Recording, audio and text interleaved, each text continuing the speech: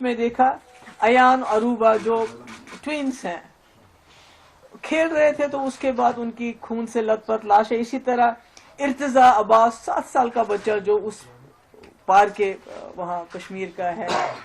تو مجھے سمجھ نہیں آتا ہے کہ اس میں یہ جو حالات ہیں اس میں بچوں کا کیا قصور ہے, عورتوں کا کیا قصور ہے جو اس وقت اس کراس فائر میں پھنس رہے ہیں, مشکلات میں ہیں. تو پلوامہ ہو یا پہلگام ہو, یہ دونوں ایسے حادثے ہیں جنہوں نے ہمیں یاد دلاتا ہے کہ اس نے 2 ملکوں کو تباہی کے دہانے پہ لایا, یعنی کہ اس پورے ریجن کو کیٹاسٹرافی کے دہانے پہ لایا. اور اگر خدا نہ خواستہ یہ آگے چلتا ہے تو پوری دنیا میں بربادی ہونے کا خطرہ ہے. تو کرگل ہو, پٹھان کوٹ ہو, پلوامہ ہو یا پہلگام ہو, تو ہم نے دیکھا ہے کہ ملٹری ایکشن جب بھی ہوتا ہے وہ سمٹم کا علاج کرتا ہے, وہ بیماری کی جڑ تک نہیں پہنچ پاتا ہے. تو اس لیے اس سے کوئی ہمیں نہ تو حل مل جاتا ہے اور نہ ہی کوئی اس سے امن جو ہمیشہ قائم رہے وہ مل جاتا ہے. تو ایسے میں سمجھتی ہوں کہ جو ہمارا ملک ہے وہ پوری دنیا میں ایک بہت بڑی فورس بن کے ابھر رہا ہے اس سے. اور اسی طرح پاکستان کے اندرونی حالات بھی اچھے نہیں ہیں, وہ ہم سب جانتے ہیں. تو ایسے میں دونوں ملکوں کا کوشش یہ ہونی چاہیے کہ ہم آپس میں جو ہے پولیٹیکل انٹرونشن ہونا چاہیے. ملٹری انٹرونشن سے کچھ حاصل نہیں ہوگا. ہم دیکھ رہے ہیں پلوامہ کے بعد بھی ایک اسی طرح سے بالا کوٹ ہو گیا, تو اس کے بعد کیا ہوا. آج پہلگام ہوا, تو اس کے بعد یہ جو ہو گیا آر پار جو اس وقت ہو رہا ہے, مجھے لگتا ہے کہ میری آئی ارج دونوں طرف سے کی جو لیڈرشپ ہے کہ ان کو میری یہ گزارش ہے کہ یہ جو اٹیکس ہیں ان کو خدا کے لیے بند کر لیجئے.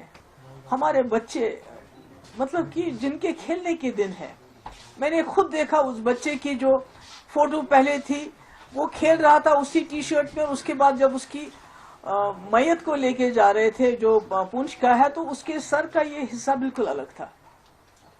تو یہی حال ادھر ہے, اس سائڈ میں بھی ہے. تو میں سمجھتی ہوں کہ آخرکار جموں کشمیر کے لوگ, ہمارے خاص کر جو بارڈر کے لوگ, کب تک اس مصیبت کو جھیلیں گے؟ یہ کب تک چلے گا؟ کب تک ہماری ماؤں کی گودیں